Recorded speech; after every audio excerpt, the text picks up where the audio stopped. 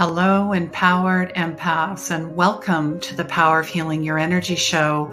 I'm Christine Gold, and I'm a spiritual medium, intuitive energy coach, and old soul healer. This is a live show and podcast all about unconditional love, your light, your intuition, and your soul's purpose. Season 2, episode 31 is all about the Hospice Heart, and my guest, Gabrielle Jimenez, is a conscious dying coach, a hospice nurse, an end-of-life doula, a blogger, and author of 2 books, Soft Landing and The Hospice Heart. And are you afraid of dying? Do you believe death is the end? Are you experiencing grief or loss? Were you witness to a loved one who has many fears, regrets, or was left alone? We want to change the narrative and explore all the lessons learned about life through death. And Gabby quoted, "Life is fragile and precious. Nothing is guaranteed. Make sure to live your life fully, love fiercely, practice kindness and compassion always."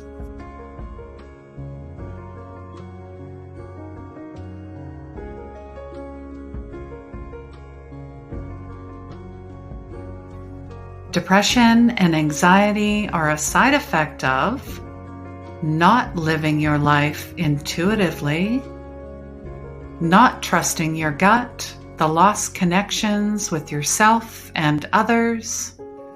And I truly believe healing is the end of conflict within yourself, and that healing begins where the ego ends.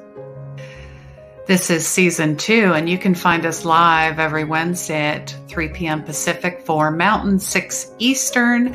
A new guest and topic every week. Your soul's purpose is here. 2020, we were raising love to the 5D level through our summit. This year in 2021, we know we can go direct to source. So we're hosting a Christ Consciousness Summit Saturday, May 1st and Sunday, May 2nd from 10 a.m. to 3 p.m. Pacific. And we're live streaming it on Facebook and YouTube. Look for the link. I'm so excited to see you there. Replays can be found on my Facebook and YouTube pages. Please like, please subscribe, please share, please follow, and please rate and review wherever you listen to your favorite podcasts.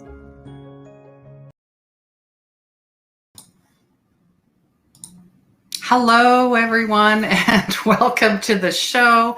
I'm Christine, and I'm like, wow, that was a long intro. I don't know. Was that a couple minutes? Yeah. According to Facebook and YouTube, it was about 3 minutes.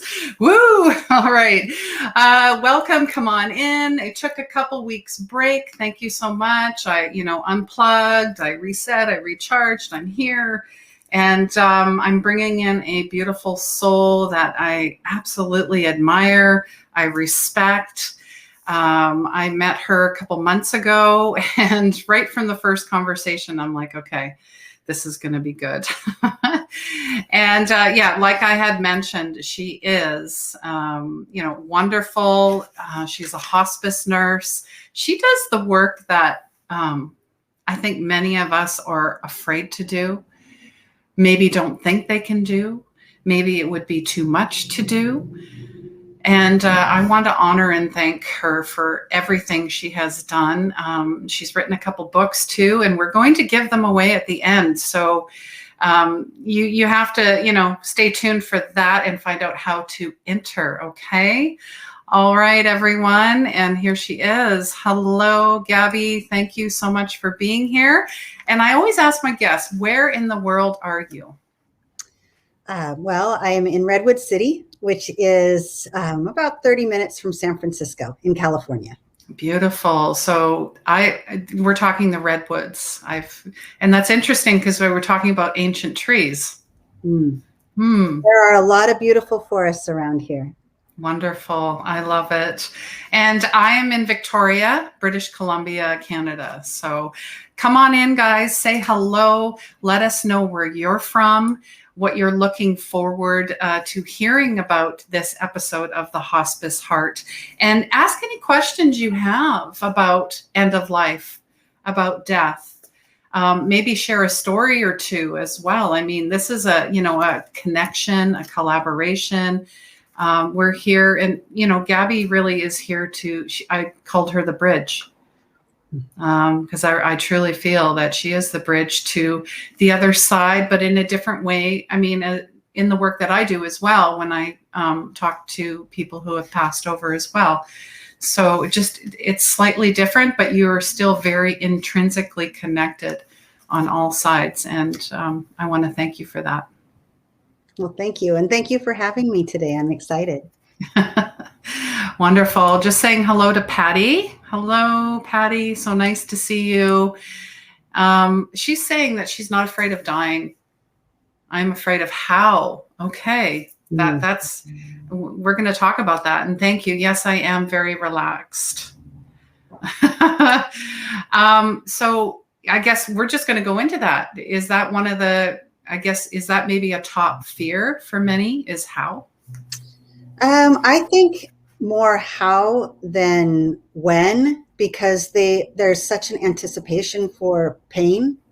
And so I think people are worried. I have to admit, even with the work I do, I think I've always had a fear that I was going to drown, which has made me very afraid of water. So you rarely will see me out in the ocean or even a swimming pool, to be honest, because I'm afraid of that. Now, I am not afraid to die now, and maybe that's because of the work I do.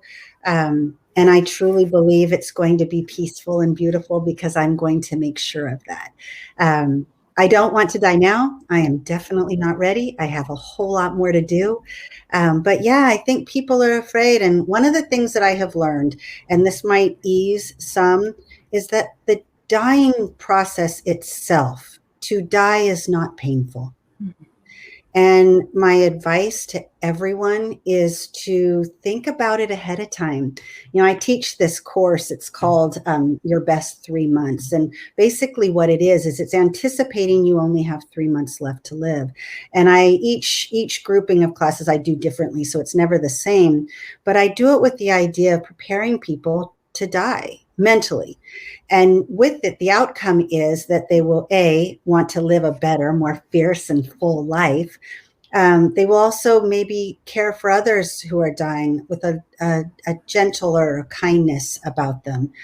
But also they will know what they want, and they will set that out maybe in writing and allow others to know that when I die, this is what I want. Mm-hmm. And once you do that, you live a fuller life, and the time frame of that is so unpredictable that you just take that out of your head, because now you know what you want, you've set that out, and you live life now, because this is all we've got. This is all we can be absolutely certain of. Yeah, I love that. It's like a blueprint. I work with blueprints and vision boards and goals. Having a death goal, I guess, would be, or the other side goal. What does that look like to you? Because when you're clear, you have a sense of peace. Absolutely. I know that I want to be near the ocean. I know that I want Tom Petty playing often. I know that I want all of my friends and family there, that I do want people around me.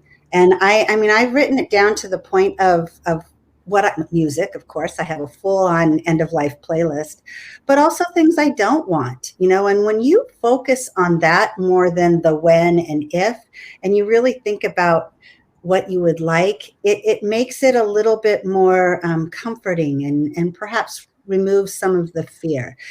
Death isn't painful. That's what I believe. And therefore, take that out of your head. It's inevitable. It's going to happen to every single one of us. But if we live our life just embracing this moment right now and not thinking about anything else but that, imagine how much more fun we would have.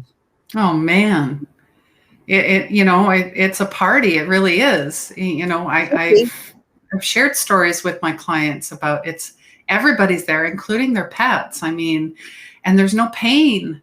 No. And there's absolute freedom, and all they want for you is the very best. Now, I'm just saying hello to Terry from Delaware. Patty has held many hands as people have passed on. Thank you, Patty. Miss Marcia, I guess you guys are neighbors. She's in Benicia, California. Welcome. Yeah, welcome. Susan is saying hello. Thank you, Susan. Hi, Barbara. You are new. Well, thank you for sharing your time. I so appreciate you. And supporting Gabby. Yeah, she does rock, doesn't she? Lindsay is saying, right before my brother passed, he asked my mom to open the window he smelled lemons. I love that. I've had other people on talk about the in-between, like when the veil is lifted. It's almost like they go back to their childhood, or they smell something that brings them euphoria. And I would imagine their sense of smell is heightened as well. I hear that the hearing is heightened, but I do believe that the sense of smell is. Yes. I do. Yeah. I actually remember one gentleman saying that he wanted a Guinness beer, and he doesn't drink, but that's what he wanted. 4 a.m. I like the idea of lemons. I'm going to add that to my list. Thank you. Let's see. Oh, she's saying that she's not afraid of water. Okay.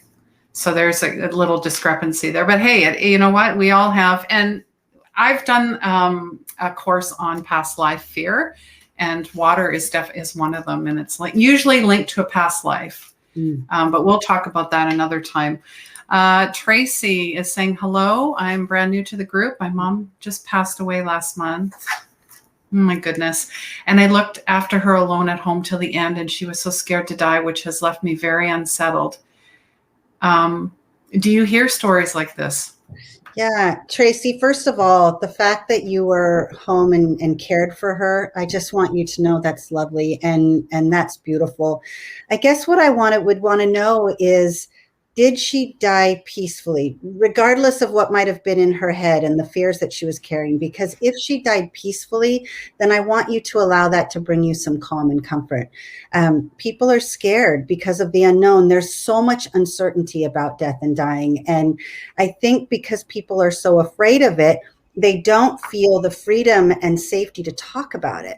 We need to talk about it. The more we talk about it, the more we're a little more friendly with it. And, talking about it doesn't make it happen sooner. If you talk about a death or someone else's death or dying, it doesn't speed the process up. It just makes you a little more comfortable with it. So I can appreciate where your mom might have been feeling, but knowing that you were there must have brought her so much comfort. And I really want you to hold that in your heart and know that, the moment that she took her last breath, I truly believe with every ounce of my being that it was peaceful and beautiful. And I want you to hold that in your heart as well. Yeah. And just as you were talking, I had seen a vision of like a heavy weight being lifted. I don't know, something about a rock or something. I don't know if she was the rock, you were the rock, somebody was the rock. And I just felt it lift. I don't know what that's about, but hey, spirit works in wondrous ways. Just like we talked about before we got on the show, how you told a story about a gentleman you felt called to go and see him. So, yeah, and it's kind of ironic that it would happen today. So I had seen a couple patients this morning, and I had finished one, and there's this gentleman that I had visited with several times, and I really liked him. I liked everything about him. I liked being with him when I had every chance, and I liked his energy.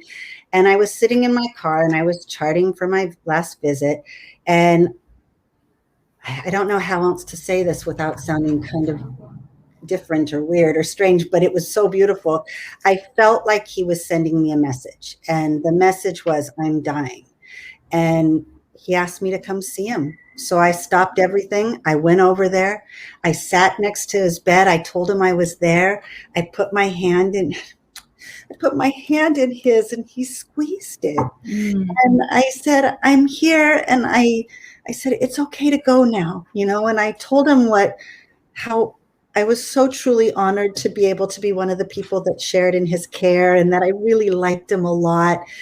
And, he's got a lot of physical ailments, so he wasn't able to walk or run or even breathe without any type of equipment. So I said, I hope that your journey is peaceful. I hope that you can breathe all of the beautiful air. I hope you can get up and walk and be with people that you haven't seen in a long time. And most of all, I hope you know that you were so deeply loved and cared for. And I just held his hand for about an hour and I left. And he's still with us now, but I knew that I needed to go say goodbye. So all day now, I've been checking the messages to see if he's passed yet. But at least I know that I sent him with a message from me. I love it. You're like I said, you're so connected. I mean, the work that you do, we don't realize how connected we are to each other. Like when someone pops in our head and then they show up, or a phone call or something happens, you're like, okay, that's the ego trying to get in there going, yeah, no, that's crazy. No more of that. No. That is divine connection, and it needs to be honored. And thank you so much for honoring him that way. You're an angel, earth angel. I do love what I do. Yes. I'm very blessed to do this work. Marcia is excited to hear about the classes you teach, where and when, and she wants to be a contributor to hospice and help be a death doula. She actually put that on her vision board. We've worked together in a mentorship. So you guys should connect. She's an amazing lady. Well, Marcia, I definitely want to encourage you to do that. I am a death doula. And I will say that currently hospice has not, at least not where I live, has not included the death doula as part of their hospice team. It's not really incorporated in the work we do. But the training, at least for me, the in-depth training that I did, which was through Conscious Dying Institute, I researched all the programs. Some are more expensive than others. Some are deeper than others. It really has to be what you need and want. I wanted to go super deep, so I did. And that training has made me a better nurse, certainly a better bedside companion for people who are dying. It's given me a deeper insight to life and the gifts that it offers. So I think that in general, everyone should take this class because I think it might make them a little bit more kinder to others. The class that I teach is a combination doula hospice course about helping others at the end of their life. And it's for clinicians, it's for caregivers, it's for family members, definitely for doulas. It's a good teaser course for the doula program. It's a class. It's a 7-week class, and it is filled with just a lot of deep thinking and I encourage everyone to just go to places they're not familiar with. And so far, it's been amazing what they're doing. And I get these beautiful emails that say, I can't wait for the next class. So it's a wonderful course, and it inspires people to live life more fully and more fiercely, of course, but also to be a little more comfortable with taking care of people at the end of life. And simply being present is part of that, sitting at the bedside and letting someone know that they're not dying alone. And that's what I try to hand over my tools and encourage people to do this work. I love it. So brave. And yeah, to actually just dive in. That's the only way to do it. Arms wide open and always there to catch you. Absolutely. Patty is just sharing that she prepared her family when I die. When I want to be cremated. I'm a Moody Blues fan. I love that. And the Beatles. Ooh. And my ashes are to be tossed into the ocean and a huge party that I'm free. Ah, Patty, we are sisters, except for maybe the Moody Blues and the Beatles. And I like them, but they're not high on my list. I too want to be cremated. I want to be at the ocean. I'm kind of a Tom Petty, Grateful Dead, Decemberist girl, and a lot of good 60s folk would be nice. My playlist is about 5 hours long, so our party would have to last. But I want those things as well. And I think it's great. I think we should all write a letter to our families and friends and say, look, this is what I want. Because the last thing I want is for them to bury me somewhere where I don't want to be, serve hot dogs and pretzels with no wine, and no music, or maybe they play jazz, and nothing's wrong with jazz. But you know what I mean? Like, if you want someone to honor your wishes on any level, for any reason, you have to tell them what you want, right? Like, we can't expect people to read our minds, and that goes with your dying process. I have a list, and it's very clear. Yeah, it's like creating a will as well. You don't want fighting. I mean, that's not the idea. There should not be any fighting, and there should not be.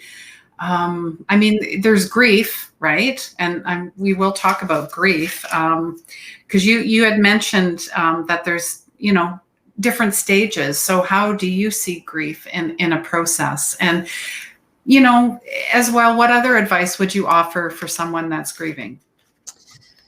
Well, so, there's the anticipatory grief. And I'm just going to use the example of you are sitting next to the bedside of someone that you love, and they are dying. And you know that they're dying, so you are anticipating it. You are foreseeing the future. And you're thinking, okay, in several hours or several days or perhaps longer, this person is going to die. And you're already feeling this ache inside, and that's incredibly normal. If I could give advice, it would be to honor your sadness, but don't let it consume the time that you do have with this person. So if they are lying in the bed and they can talk and they can participate in conversation, of course, engage, and try not to talk about what life will be without them. Instead, talk about what life is like with them. And you're navigating the death grief later. Like, I just want you to not focus on that.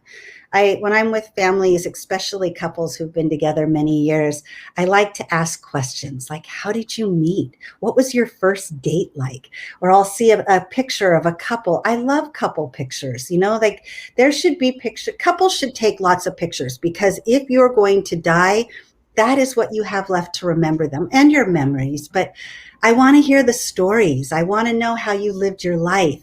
And if you do that, if you have this conversation, which I have with a lot of people saying goodbye, when those last breaths are taken,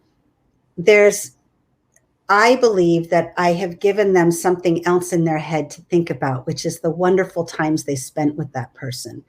And so you go through that, you're with them, you're present, you honor the time that you do have with them, and then they die.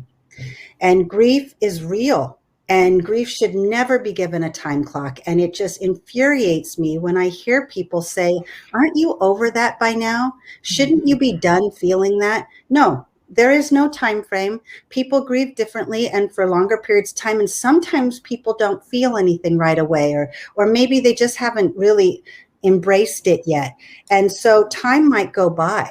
Weeks, months, years, and suddenly that loss is even more painful than it was when it first happened. I didn't have a very close relationship with my parents, and I feel more ache now having them gone, and they've been gone 20 years. And I realize that what that is it's me honoring and accepting the fact that what I really miss is what I didn't have. And my sister, who was the closest person of family to me in my whole life, died 6 years ago. And I miss her more now than I did then. Mm-hmm. And for someone to tell you that you should stop feeling, that's telling you to stop loving. Every anniversary, every birthday, every holiday that you shared, every event that signifies a memory is going to trigger your response to the loss that you're feeling, and that is real. And people should be allowed to work through that in their own way. As long as you're not hurting yourself or causing harm in any way, I think that it has to be on your terms. And if you can't sit with someone and listen to them tell you again how much they miss their husband or their sister or their mother, then maybe you need to step away. Because what your friend really needs right now is for you to continue checking in, and especially on those difficult memory times, the anniversaries. And when someone does lose someone, and those first few weeks, everybody's gathered around them and they're bringing food dishes and they're holding their hands and they're calling them, and it's lovely, but that starts to waver. I think people stop feeling the need to check in, but you need to check in. You need to keep checking in and say, how do you feel? Do you want to talk about your sister? Do you want to talk about your mother? How are you doing? You want to go for a walk, because grief does not go away. Grief does not have a time clock. It doesn't know if it's a holiday. It doesn't know if it's been 3 years or 12. But it's a thing that happens inside of us that reminds us how much we loved and miss someone terribly. So my advice is be real with it, talk about it, feel all the feels, and don't punish yourself if one day you find yourself laughing and you think to yourself, I shouldn't be laughing right now. I shouldn't be smiling. I'm supposed to be sad and very upset because I've lost someone. No, it's okay to laugh, because that's an emotion. And it's okay to not cry for a week or a month or 2 years and then suddenly find yourself bursting in tears. My advice is for you who are grieving is to reach out and ask for help and ask for someone to talk to. And for those of you who have someone that you know is hurting, please don't stop checking in on them. And if you've lost someone, and let's say your loved one wasn't on hospice, but you're having a really, really difficult time, I want you to look into your community, find your local hospice, and ask for their social worker or bereavement team, because most of them offer free support in their community. There is a lot of resources, and I want you to know that you are not doing this alone. Oh yeah, that's a lovely reminder, that the resources and asking for help, and that there is no timeline, because I feel that, if we do that, then we become our, we beat ourselves up and we're critical and we suppress, and then it comes out in other ways, right? Right. Right. And I think I came across on your website, dig into your wonderful bag of love. What's that about? No. You mean when I dig into my bag of love? Or maybe you would offer that to other people. What would be in their bag, right? So, of love. It's I'm hoping this is where this came from, because I say it all the time, but for different reasons. So when I first became a hospice nurse, I had all these tricks and tools that I had, acquired, and I continue to acquire, and I would use them at those powerful, significant moments, with families and stuff, and they were mine. Well, what I realized was that someone once called me the hospice Santa, that I have this bag of just wonderful gifts in this bag, right? That I bring them out when needed.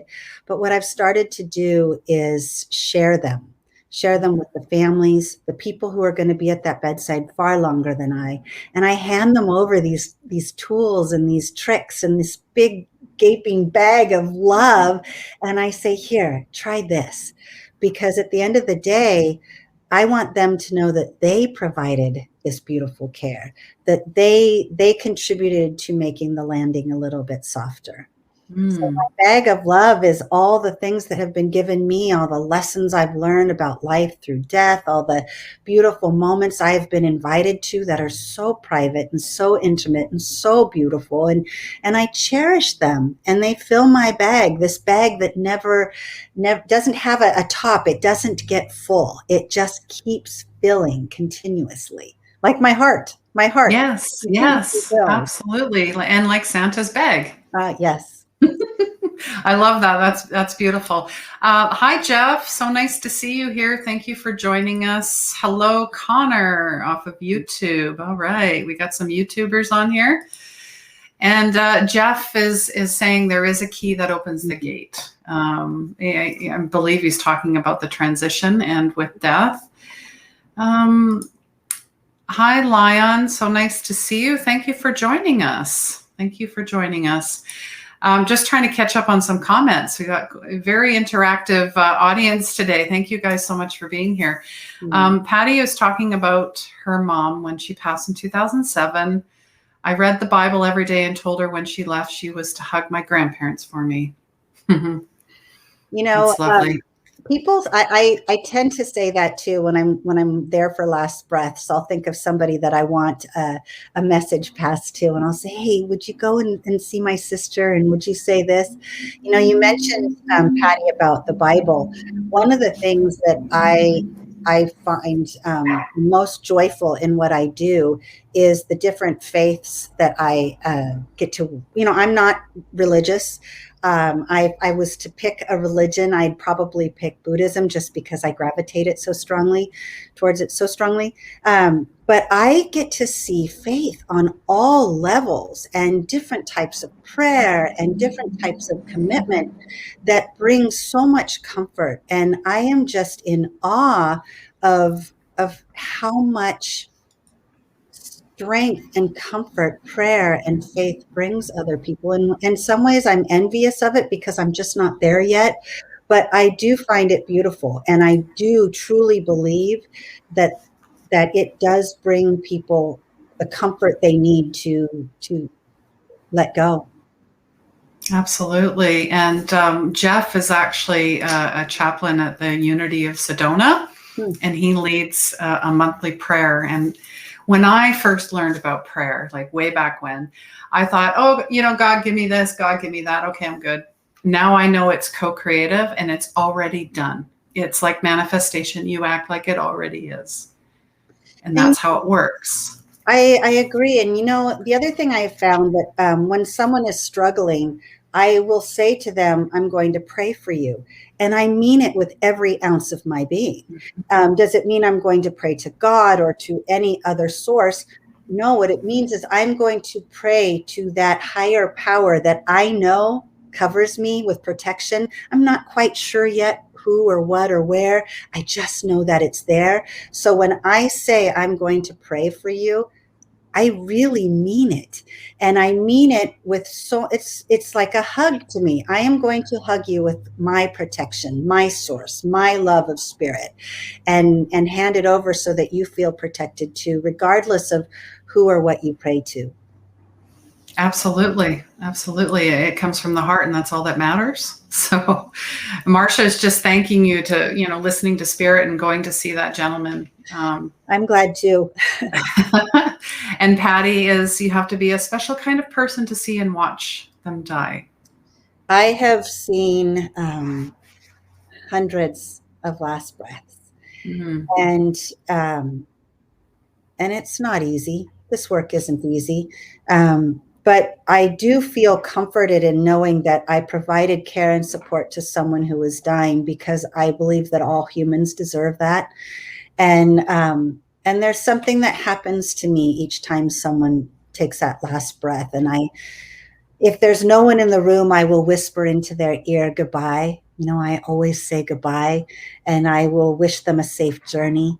And if family's there, I will either reach over and hold them or hug them or just take their hand, or I'll back away to let them be present for them.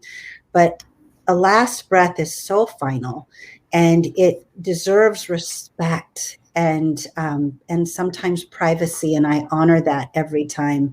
But I do, when I leave a home after someone has died, I have to take care of me too. And so Yes. I either talk about it, or I have a grief bowl that I use to help me work through the different difficulties that I experience. Sometimes for me, it's the sky. I love the sky so much. And I'll just kind of look up there and I'll just go, okay, universe, we got this, and hope that I can make it through to the next day, because the next day I'm going to do it all over again. And I don't ever want to feel numb to it or not feel this emotional to someone else's death or the loss of someone that they love. Absolutely. I was going to ask how can you manage and deal? I mean, it's, you're human, right? So Thank you for sharing those. Very beautiful. I mean, nature is always so inspiring. Patty is talking about that she invited a friend to watch this or to join us who lost her son last year to COVID, and she's in so much pain. Oh my goodness. Joyce, I am so, gosh, I was with my family this weekend, and my daughter found out that someone that she knew and cared for had died from COVID. And any death is hard, especially when it's unexpected, and especially when it's someone young. But as a mother, to have to say goodbye to your son, my heart just holds so much extra space for you. And know that I will think about you often and send you comfort and strength to get through this time. Honor him, love him, talk about him often. Play his favorite music or look at his photos, but just honor his life for as long as you were able to have him with you. And I'm so sorry for your loss. Yes, absolutely. Patty is just talking about John Edwards. He's a medium, but he always says that year 2 is the worst because of grief, because no one is there for you anymore. Actually, well, I hear that too. I actually think it's more like the second month. Okay. It was about the first 2 months. Everyone's all over your grill, right? It's like a new baby. Yeah, they're all there. They want to be there. They want to give you food and love and support, and that's wonderful. But it starts to wear off about the second month, and but the second year is probably. I guess it's all painful because it's all relative to moments that make you remember. The anniversary of the death, the first time you heard the news of the diagnosis, the holidays, all of those things that we talked about earlier. Those remember, you remember because of that, right? So you're constantly bringing it up. It's this vicious cycle. It doesn't go away. So all the years are difficult. But I do understand what he means by that. Yes. Yeah. No, I'm sure he's heard that quite a bit. So I hear that as well. It just depends what's going on. Marsha loves your bag of love idea, and she finds it such a blessing and privilege to be able to be the ones who are transitioning. Yeah, it's an honor. Mm-hmm. It absolutely is. And I think I heard you in one of your interviews say that your patients save you. Yeah, actually, I think, I have learned so much from the people that I get to take care of and help transition, from life to death, and the families that have to say goodbye. I have so many takeaways. I do think that I'm a better human being because of everything that I've learned. I want to say that they saved me, but not in the way that it must sound. I think that they remind me to be more appreciative of life and the people that are in it and the gifts and blessings that we take so for granted so often. And my patients keep me very focused on how truly blessed I am. And they give me this sort of childlike excitement about life. Like I want to play all the time. I don't have the energy as much as I'd like because I'm so busy, but death reminds me to live. And I have a really good life, and I am really blessed, and I do not take that for granted. And the people that I say goodbye to remind me of that every single day. And it reminds me of a quote from Shawshank Redemption, one of my favorite movies. Morgan Freeman said, either get busy living or get busy dying. Yes. Becca, she shared quite a few comments here. Sorry, she's terrified of dying. I do believe it is so important to be there, and I do my best to be there. Okay. But then she also mentioned afterwards, ironically, I have surgery Friday and I've been terrified. Last surgery almost killed me. Okay, this probably isn't the best advice, but here's what I'm going to say to you, Becca.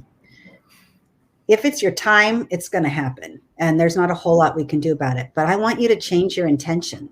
I want you to wake up that morning and say, I'm going to get through this.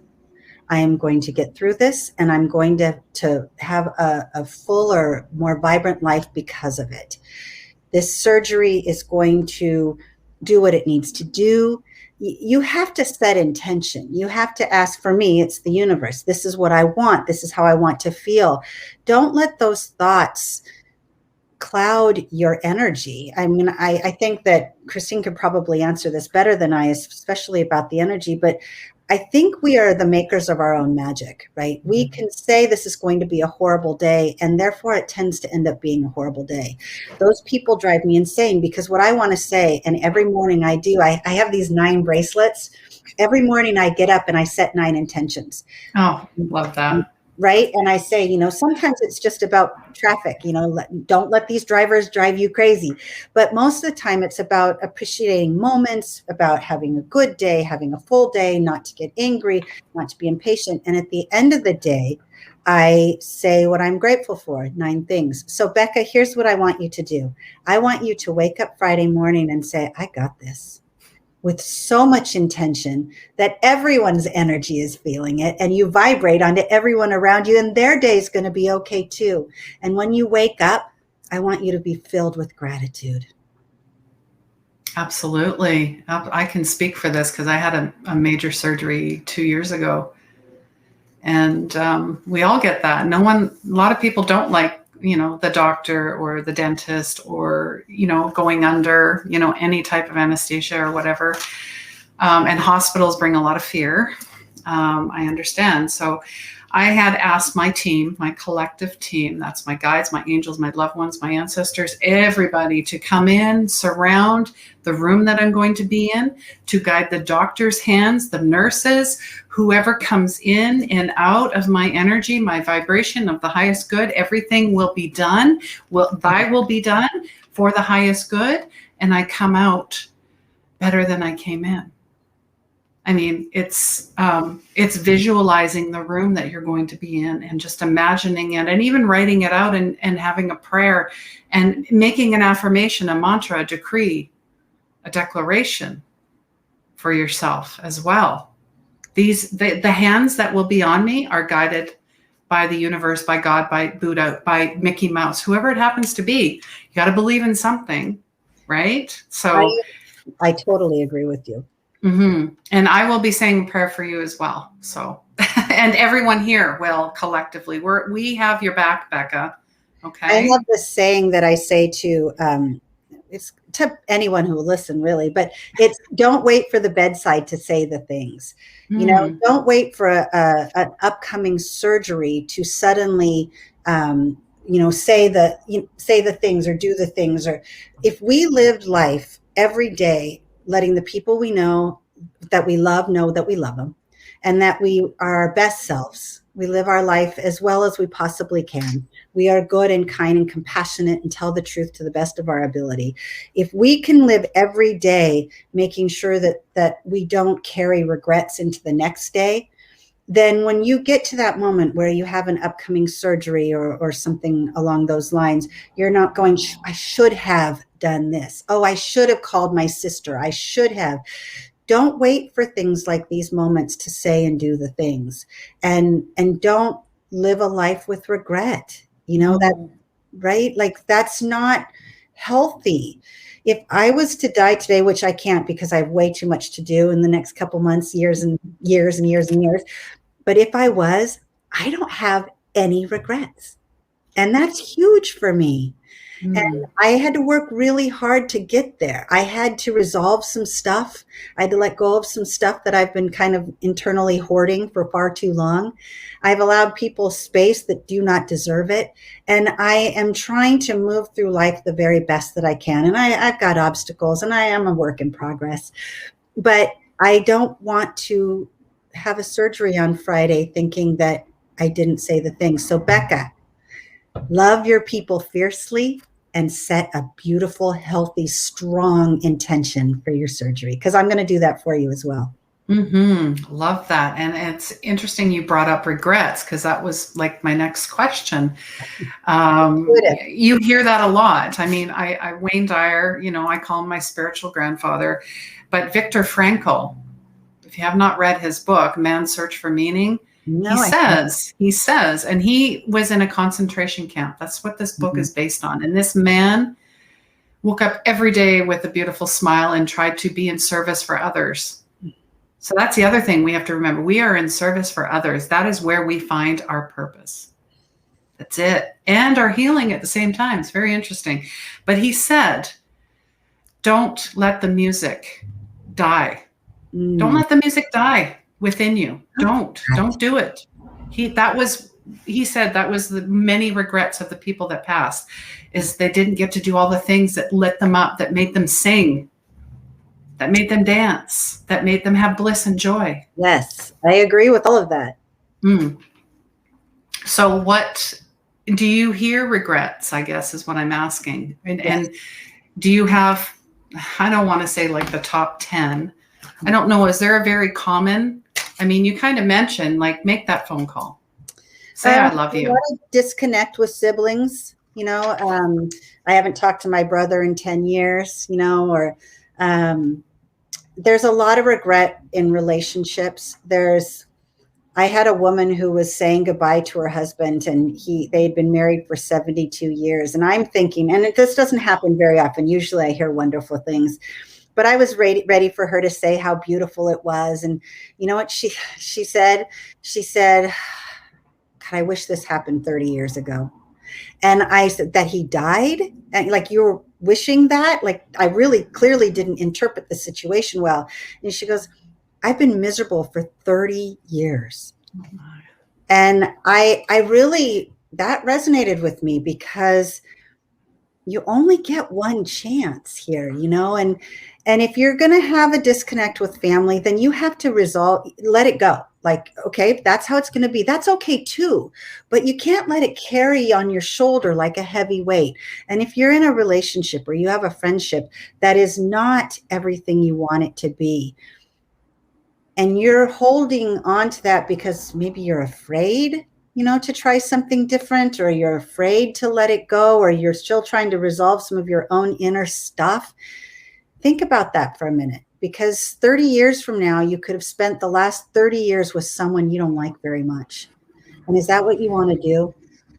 And I think that's what I see. I mean, I don't want that in my life. I don't want to carry anger or hate or dislike for people that are in my circle. I want joy. I want to know that the people that I'm with, that they love me. And for the most part, I feel that. And I think that's something I have to work on for myself. So I encourage all of you to do the same thing. And that is to either resolve your issues now or to let it go completely, because it's just too heavy to carry. Forgiveness. For self and others. I think of a Ho'oponopono prayer. I'm sorry. Thank you. Please forgive me. I love you. That is the simplest thing to say to yourself and to others. And maybe you're not ready, but you can still say it. Yeah. I've heard that as well. And yes, that's beautiful. Yes. Amen, says Barbara. Becca, that's the goal. Better, better, better. Thank you. My thoughts are with you all too. Aw. So I felt her energy shift, because when she came in, and now we're like, okay, we're lifting, we're raising her vibrations. Let's go. It feels a little bit like I got this. Yes, I love it. I love it. Yes, and Patty's encouraging Becca to come on next Wednesday and tell us how it went and what you did as far as setting intention. Yay. Yeah. Well, I love that. Look at this community. You guys are amazing. You guys are amazing. And Marsha's just sharing, one of the best gifts a friend gave me was to have a way of communicating with your loved ones when they pass. Ask them, what do you want to choose when you pass? The smell of perfume, an animal, lips, swans. You'll be amazed how often you see those things after they pass. Oh, signs, symbols, synchronicities. Ask them and they will show you. Yes. Oh, yeah. I hear that often. I hear people say the radio suddenly turned on, or a lot of people see dragonflies and Mhm. hummingbirds and Yeah. the red cardinal, or Yes. they see pennies on the ground and um, Smell perfume or cigarette smoke. That's very common. and I think that we need that. Mm. Bring, whether you believe it or not, if someone tells you they smelt, cherry blossoms and it reminded them of someone that had passed, simply say to them how lucky you are that you have that. Because I think it's wonderful. Whenever I smell sawdust, I think of my dad. Mm. We were not close, but when I was little, he had a cabinet shop. And so after school, I would go and I would sit there for hours while he worked on his cabinets. And the place was filled with sawdust. And every time, and it's been 20 years now, plus, I think, every time I smell sawdust, I think about him. And there's this moment where I'm a little bit sad because I wish things had been better.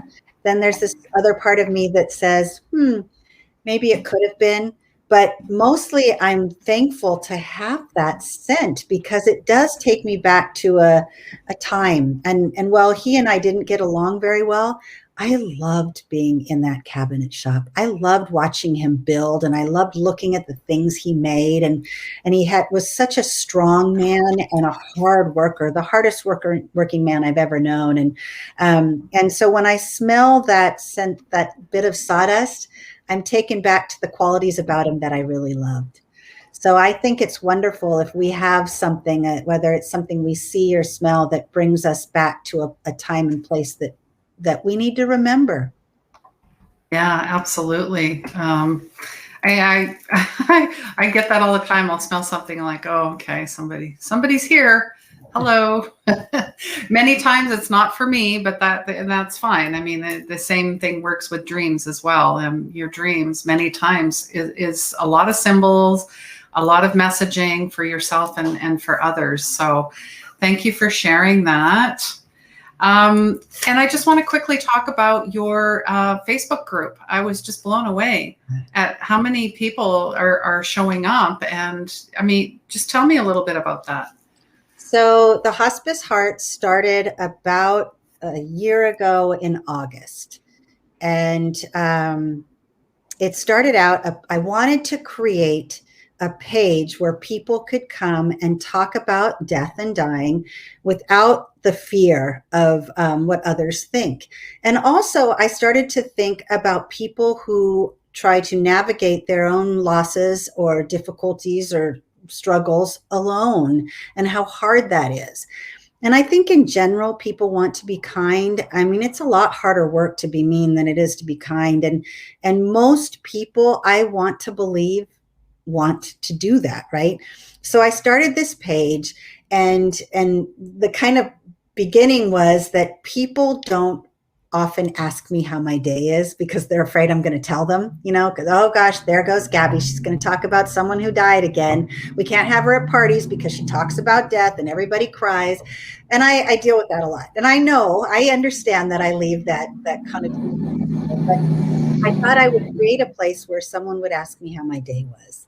So I started it, and the first week or two, there was maybe 1,000 people kind of joined in. And so it's been about a year and maybe a year and a half now. And there's 70,000 people on this page. Wow. And they are so filled with kindness and compassion. And sometimes I'll write something that's for me. I'll write it something I experienced, a feeling I had, a death I witnessed, a lesson I've learned, and I'll put it out there, and I'll get a whole lot of comments, and then the comments will get comments. And sometimes I'll write, I'll just share something that touched my heart. And sometimes I'll get 50,000 responses, and sometimes I'll get 5. You just never know what people are in the mood for. But what I've done is I've created this safe community where people can come together and either talk about how they feel or comfort someone who is talking about how they feel. Mm. And I'm not I don't lie. I don't sugarcoat things. When I put it out there, I put my raw truth.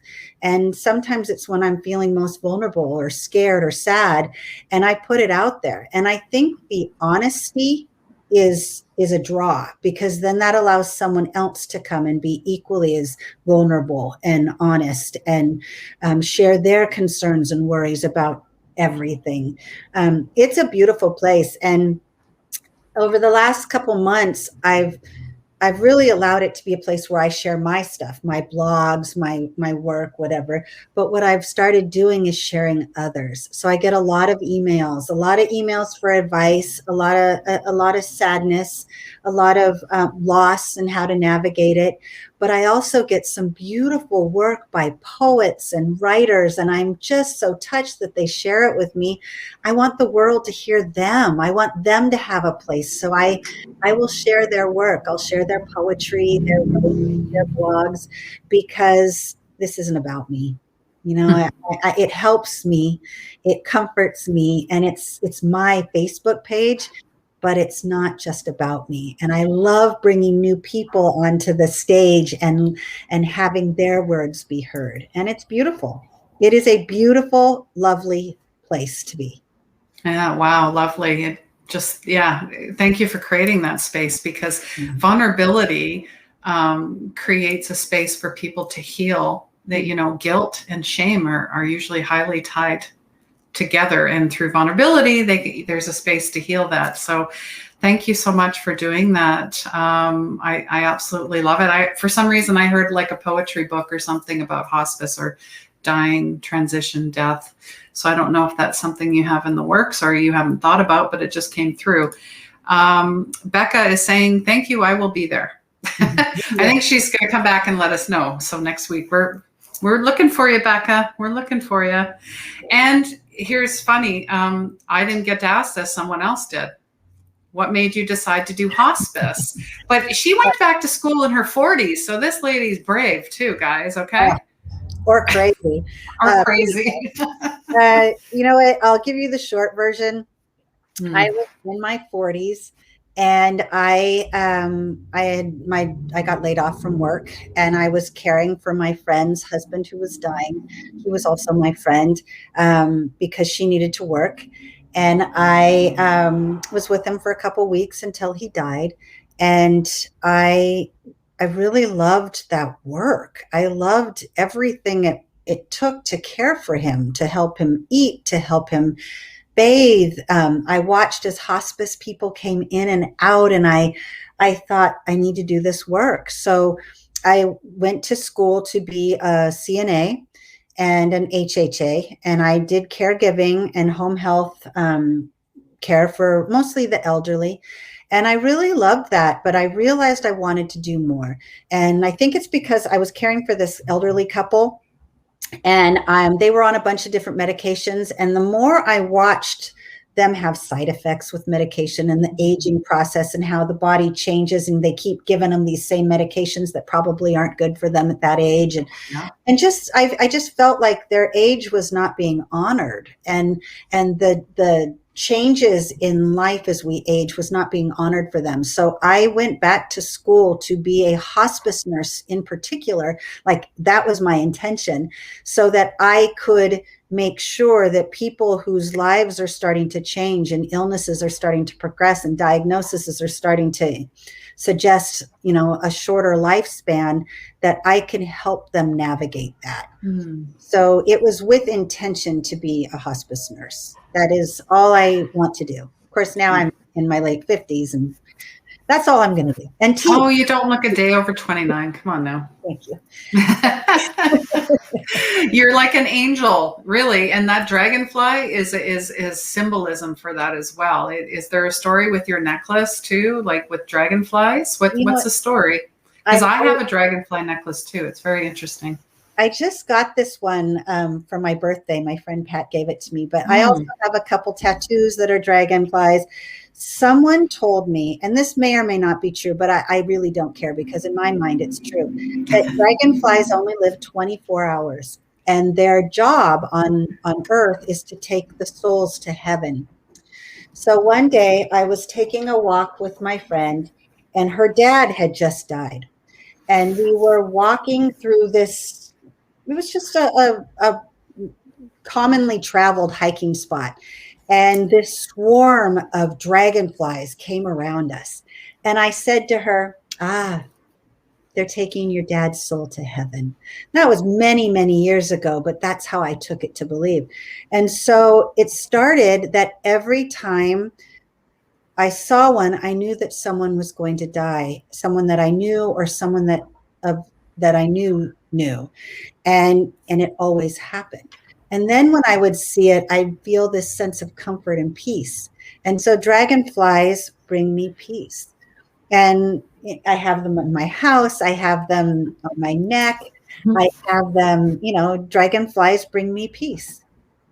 I love that. I mean, it's your animal totem as well, and it's your symbolism for spirit and communication. So I wanted to know. But thank you so much. I love dragonflies. The colors, everything. I always ask my guests these two questions.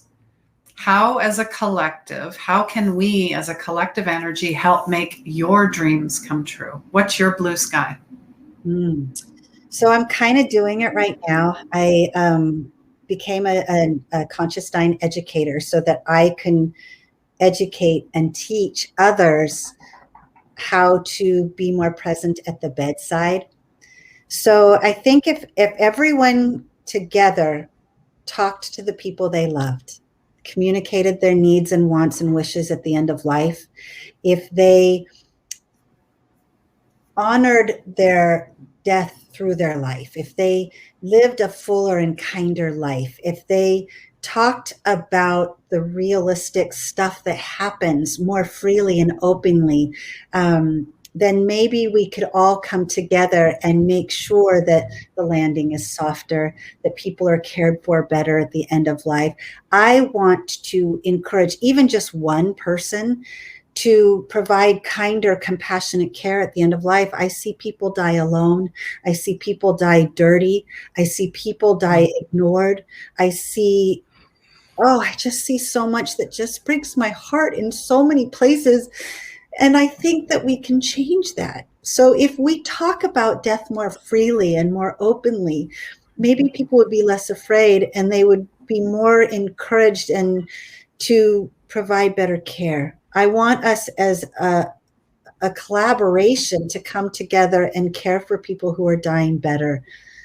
And I want to keep doing as much as I can to educate and hand over my big bag of love and say, here, I'm going to give you what I've got, and you can make some up on the way, but let's treat people better in life and in death. Oh, that was, beautifully said. I so felt that. And everyone deserves dignity. Yes. No matter what. We're all human. We are all human. So let's love each other. Beautifully said. And I love, soft landing. We will talk about your books as well, because there is a giveaway coming. But it's interesting you said soft landing. That's how I feel, because in my, dark night of the soul, or many people who have, crashed and burned, as they call it, with depression, anxiety, disease, whatever it was. Oh, I hit rock bottom. I had to hit rock bottom. I'm like, no, you want to be the soft landing before that bottom. So let's all be that. So I really appreciate you saying that, because I truly believe that, let me be like those angel wings. I'm just going to hold you. I've got you, I've got you. We've got you. So the last question, what does magic mean to you? Gosh, I say this saying a lot. In fact, I have a couple tattoos. This is one of the ones I want to get in. We are the makers of our own magic. And magic to me means a couple things. It means keeping the child in you always alive. It means finding joy in the simplest and silliest of things. It means appreciating it all. It means making room for others, and living together instead of keep being so separate. I struggle right now with so much hate in our world, and people are so mean. And I think if we didn't do that, we would live a kinder and happier life. And that's what magic is to me. Magic is kindness and happy. Magic is a little glitter and sparkle. Magic is joy. And magic is keeping that child inside you alive forever. And dancing, right? And never letting that music stop. Yeah, I love it. And Uni agrees. I mean, I'm all about the inner child and having fun. So I love that you said that. Thank you. Thank you so much. And yeah, usually it's, people that are in fear and hate and all that and separation are the ones that need love the most. That's our biggest test, truly. All right. So we're going to we've got a couple books to give away, do we not? Yes, I've got 3. 3 books. Okay. So Soft Landing. So we're going to give you guys until Monday to comment. So if you want this book, you have to comment Hospice, HOSPICE. So comment Hospice if you want a chance to win a copy of Gabby's book, Soft Landing. And I'm sure it's going to be, there's probably a page that isn't dry. At least that's how, when I read something, I'm like, or I watch something, I love to cry. I mean, it's very cleansing and healing, and it's something we need to do more of. I mean, it's good to have some anger, but you got to try and transmute that into the emotional body somewhere else. So, all right. Is there anything else you wanted to share with us before we say goodbye? Other than I thank you for being here. Just amazing conversations. I know we'll have more. So, well, I definitely enjoyed this. So thank you. I think if I could say anything at all, it is that we only get one chance here, at least in this mindset. And the people that are in your life, the people that you love, tell them, treat them well, and treat yourself well. And, it doesn't, from my perspective, it doesn't matter to me who you pray to, who you vote for, who you kiss, as long as you are kind and honest. And I think we have to stop being so judgmental and so hurtful and so mean, because people are different. Different is the excitement. Different is the wild, crazy fabric square and the quilt that has all the same colored fabric. I want to be the crazy square. And I think we need to treat each other better and live this life so fiercely, because you've got it. Today, we know we've got today. Start being nicer to each other and have a really good time. Yes. Like they say, you're only here for, a good time, not a long time. Yes. Let's have a good time. Patty is saying, you guys are sisters, apparently. She went from a CNA to HAA. Oh, good. All right. Wow. The work you do is really important. So I want you to know that I personally appreciate your work in a very big way. And Marcia is just saying, thank you for being here today. You're a truly wonderful soul. So much to give. We're blessed to have you in our community. Hugs and kisses. Glad to be here. All right. And it looks like we've got a couple people entered already, but don't fret, guys. If you're on the replay or on the podcast, just send me a message, hospice, comment, reach out, email, whatever it happens to be, and you're in the draw. It doesn't matter. All right. Well, thank you again. And I'm going to leave all the links to your website and your blog and your Facebook page. So if people want to get in touch with you, they can. That would be great. Yes, thank you so much for your time. It is so appreciated.